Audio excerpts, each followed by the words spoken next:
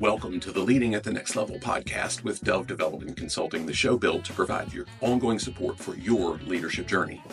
Before we move into today's lesson, let's make sure that we're on the same page. We've seen firsthand how much more is required to provide authentic leadership to a team than to simply manage based on the authority that comes with the title or position. What we've learned through more than 50 combined years of leadership responsibility is that taking the extra steps to serve people and really earn influence will always produce results that barking orders never will. Now, if you'll stick with us through the end of the episode, we're going to share how you can get a complimentary trial to a resource we've built that's like nothing else you've ever seen. Now, with that in mind, let's pick up where we left off last time and looking at the cost of a poor promotion while looking at how we can absolutely recognize the right candidates to promote. Since we've got what I'd like to think is a pretty solid understanding of how a poor promotion can really kill profitability, let's dig into what we need to look at when considering existing team members for any leadership role that we've got to fill in our organizations. Now, I've seen firsthand just how valuable an internal promotion process can be for a company. In fact, having the opportunity myself to apply for, interview for, and even accept different positions within an organization played a significant role with me staying in that organization for nearly 2 decades. I probably would have gotten bored and chased other rabbits had it not been the case. Now, according to an article from something called Cinsia.com, spelled like census, only different, the article was called The Many Benefits of an Internal Promotion.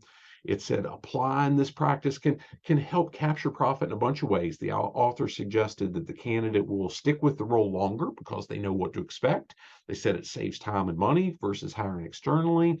And they said it can increase employee engagement, improve retention, and overall performance. Now, as I read through everything listed for each, I had to agree, promoting the right team member can pay dividends for years and years and years to come, both in that individual's performance as well as with many of the team members who are able to observe that process taking place. It can be really encouraging to see, hey, my buddy, he's getting a chance and he was rewarded. To that end, I've always emphasized when I'm in that hiring process, when I'm the interviewer, I've always emphasized career growth opportunities when I'm talking to candidates. And especially when the position paid less to start, but had much higher pay range long term. Now, as a quick side note on that, that only works more than a few times when it's true, but I've seen far too many people in hiring and recruiting roles attempt it when they have no intention whatsoever of helping that individual actually take advantage of those opportunities that they're selling. Now, that's a whole different story. With that in mind, though, I want to stress that promoting the wrong internal candidate, it can have just as much, if not more, of a negative impact on the profitability in each of these areas that article detailed. I've certainly seen this happen, and I'm guessing that you have too. Now, a year or two before I accepted responsibility for the internal job posting process at the manufacturing facility I was with, I saw a great example of how much impact this can really have. Now, in one particular department, a fellow applied for a lead role a couple of times in a row. In each case, somebody with more seniority and more experience troubleshooting each specific machine in that department was awarded the position. The challenge in each of those cases, though, was that the individuals with more experience had far worse relationships with the majority of the folks that they would soon have basically authority over, and where the candidate who had slightly, and I stress slightly less technical experience, he had developed significantly better relationships with his coworkers. Now, here's where I'm going to remind you of what that Harvard Business Review statistic said a while back that I've referenced through this process. It said increased commitment can lead to a 57% improvement in discretionary effort. That is the employee's willingness to exceed the call of duty. That statistic went on to say that greater effort produces on average a 20% individual performance improvement. Now, I don't think I've got to spell this out for you about the level of commitment that the ones who were actually promoted, what they got from their employees who really didn't like them when they were just their peers and now they've got authority. Not only were many of them constantly frustrated with the individuals that got the role, they were also very critical of the process that awarded them the position rather than their coworker who had earned their respect. Now, that had a twofold negative impact on that organization. Now, don't get the wrong idea here. I absolutely believe that technical skills, experience, and tenure are all critical things that we've got to consider for any position. But when the promotion carries leadership responsibility, regardless of how formal or informal the authority is that comes with it, those factors can't be all that such a decision is going to be based on. After bidding on that role, that open position a few times and being offered the backup role each time, which was basically about once a year because the folks coming into it didn't stick around, the fellow that probably should have gotten it each of those times, he stopped applying for that lead role altogether. Quite frankly, he even stopped applying for other roles within that organization, but he didn't stop looking for opportunities to grow himself. Didn't take long either until he found one. Soon after finding a good opportunity with a locally owned business, he actually bought that business and another business like it. And they've grown, he and his wife together, they've grown those businesses year after year after year since. Now, that same guy who didn't have enough experience to be the lead in that small department within a big facility, he was recently named Entrepreneur of the Year by his local Chamber of Commerce. So and I like to reach out to the folks involved in the decision not to award him that lead position and give them some crap about it. That's a whole different story too. Now, when all things equal are equal, an individual's capacity to lead a team can make a far bigger impact on their success when they're promoted than their current technical ability. Even when things aren't equal, how they lead, I believe, is still going to make a bigger impact. And while promoting someone with only strong technical skills or the most experience may, and I stress may, produce slightly better results right away, other issues can follow that soon after. So Joe knows if you're able to see a slide where we're at and where I'm sharing this, you probably and oh, by the way, if you even had the pleasure of watching Bo Jackson play football or baseball, or maybe you even remember the TV ads from the late 80s or early 90s, I'm guessing the phrase Joe knows immediately reminds you of Nike's Bo Jackson campaign. And just in case it's not ringing the bell, let's take a walk down memory lane and maybe even hop over on YouTube at some point and watch some of the old commercials. It was fantastic. So Bo Jackson, if you're not familiar, he was an amazing two-sport athlete at the University of Auburn. And he made an immediate impact with both, I stress, both professional teams that he played for, the Kansas City Royals and the then Los Angeles Raiders. They've changed cities a couple times since. As a kid, gosh, I remember watching Bo play either sport. And at that point in time, it was really the closest thing I'd ever seen to a real-life superhero. He wasn't just good at both sports. He was one of the best in the NFL and in Major League Baseball at the time. And I'm convinced that he would have gone down as one of the best baseball players in history had a football injury not cut his career way too short.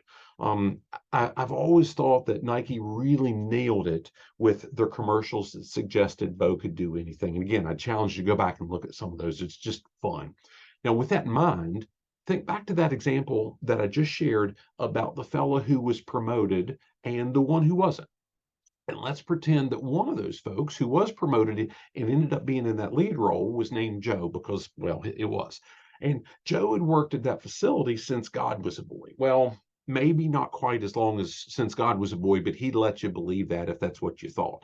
Now, Joe knew just about everything there was to know about every piece of equipment in that department and basically what to do anytime something went wrong. When it came to technical expertise, there were few in the nearly 20 years that I was around him that had anything close to understanding those machines like he did. Now, unlike Bo Jackson, though, there were a few things that old Joe didn't know, and one of them was how not to piss off nearly anybody he interacted with on a routine basis. And that was even without being in a position that increased the ego that accompanied those skills that he had. Now, before you start throwing stones at me for being mean to Joe, that's not my goal here. I need to add that I really did like him most of the time, and I did truly respect how much pride he took in the parts that he produced, the skill set, and everything that he had. That said, his skill with machines absolutely did not translate to how he worked with everybody in his department before or after he was promoted to that lead role. Now, in the couple of years that I worked side by side with him, I was in my early 20s, and I absolutely knew that he could be a solid resource whenever I ran into an issue, but I usually saved that to be my absolute last resort, just so I wouldn't have to deal with all the crap that came with him. Again, he was good at stuff, but it was just a dose of nonsense that I didn't want to deal with. Now, and I wasn't alone either. So fast forward 15, 20, 10 to 15 years or so, and now he's the boots on the ground authority in that particular department. And very little had changed. He was still pretty good at frustrating anybody that had to interact with him.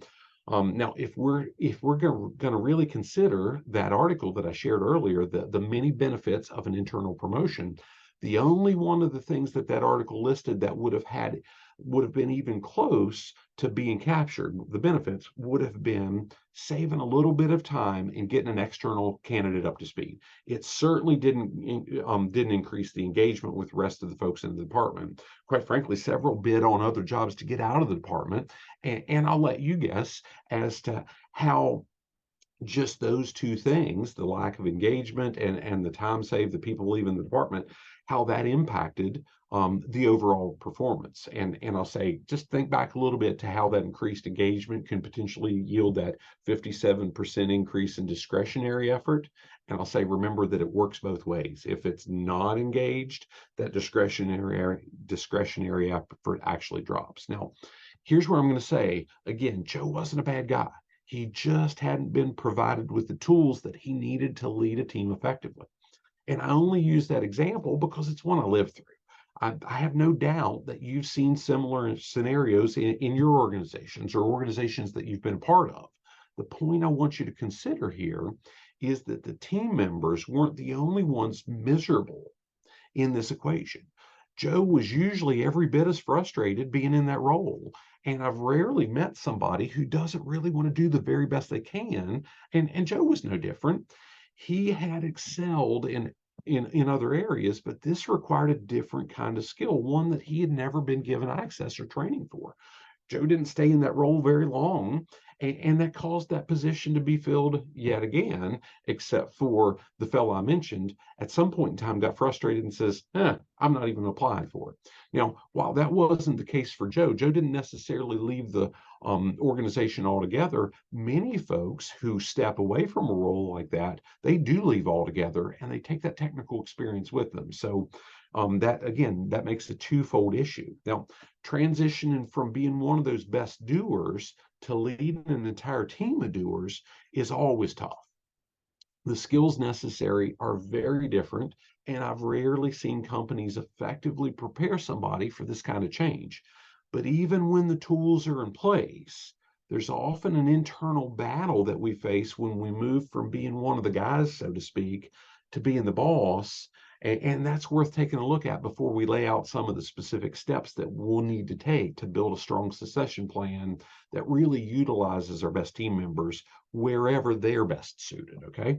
So while Joe, excuse me, was pretty much outstanding at most of the technical aspects in that department, there was one thing that he never had to worry about when he accepted that lead role. He never seemed to be all that bothered about alienating long-term friendships. I think that was largely a result of him being able to frustrate nearly anybody on any given day, regardless of what job he was in. So the long-term friendships weren't necessarily great anyway. However, I saw more than a few other folks who made similar transitions run into some significant roadblocks as they attempted to really navigate leading a team that they had previously been a part of. And quite frankly, that killed just as much profitability as the organization ever saved through that internal promotion process. Now, what I want you to consider are two wildly different scenarios. And I'm sure you're going to be able to relate to both here, okay? So one fella, he worked in his department since he got out of high school. After 20 years or so with the company, he decided to start taking a few classes at the local community college. And since he was doing this in the evenings and working full time at the same time, it took a while. But but he was eventually awarded a supervisory role shortly after he finished an associate degree in business administration. Now, he was an extremely approachable guy. He had solid friendships with just about everybody on the shift he had been a part of, as well as the folks on the off shift where he became the supervisor soon after. Having spent so much of his adult life with that group of people, many of his closest personal friends were in that same department throughout those two different shifts. Couple those close relationships with his kindness and his approachability, then add in a few of the old timers on the off shift where he was supervising who were more than a little bit willing to manipulate the situation. And you've got a scenario where a new supervisor was having a really difficult time keeping those couple of hoodlums in line and maintaining respect from the folks who just wanted to do their stinking jobs. Now, before moving on, I need to stress that I'm not condemning him either. I still consider him a friend. I haven't seen him for a couple of years, but when I do see him, we chat for a long time. Great guy. He just struggled to lead a team, largely because he didn't have those tools either to help him do so effectively. And that's the final profitability we'll work through soon. But for here, I want you to consider the other scenario. Another fella who worked in his role for several years, I'm going to say 8 or 10 if I'm remembering correctly, and he was relatively effective in leading a small team. It was a core group of folks on a specific assembly line that he was responsible for. Each member of that small team, they were really, really good in their assigned role, and he had earned a significant amount of trust and influence with them. That line routinely that he had been a part of, they had some of the best numbers in their whole department. And this fellow also, he had worked his way through that same process to earn an associate's degree, and he was promoted into a supervisory role pretty shortly afterward. Not too far different from the other fellow. Now, unlike the first example, he wasn't about to let anybody bully him. Old, new, friend, foe, didn't matter. In fact, he differed so much from that other fellow who he shared an office with much of the time that his team members would often go to the other guy and complain about him. And that other guy's team members would come to this one and complain about him. It was just interesting to watch because, again, they're sharing an office, working on the same shift, had similar responsibilities, and neither of their team members liked them. But it was largely because they didn't have that right balance. The first of the two leaned far more on carrots for luring his team in whatever direction he needed them to go. Thinking, gosh, maybe they'll pay attention to me if I'm just nice enough. The second guy, gosh, he was taking more of a stick approach, maybe not physically. And he often lived by kind of that idea of, hey, the beatings are going to continue until the morale's improved. In both cases, the internal promotions never captured the profitability that was possible, largely because each of them struggled in one way or another with drawing that line between working with their friends and supervising employees. Now, in each of these scenarios, and in so many where internal promotions don't go nearly as well as planned, it's not a question of whether the carrot or the stick is the approach is the best. It's really a matter of making sure that the promotion is a match for the individual, that they're moving in that direction for the right reasons, and we provide them with the support that they're going to need to be successful. Now, that last piece applies to every role on any given team member, and we're going to dig into that separately soon. What we need to do first, though, is work through some simple steps that I believe we can each take to make sure we're not making bad promotions and unnecessarily killing profitability. Thanks for listening to the Leading at the Next Level podcast. Next time, we'll pick up where we left off by really digging into what promotions are usually based on and how we might consider things just a little bit different. Now, if you'd like to go deeper into anything that we've shared here, or you just need continuing education credits for your professional credential, send us an email at admin@dove-development.net, and we'd be happy to hook you up with a 45-day all-access trial to our complete Leading at the Next Level program at no cost. The full program includes access to well over 100 hours of digital lessons, complete with slides and action-based assessments to really help you capture measurable bottom line improvements in your organization, as well as new live lessons every month that are wrapped up with Q&A, so we can really work with you individually to identify the specific action steps that you can take to lead your team more effectively.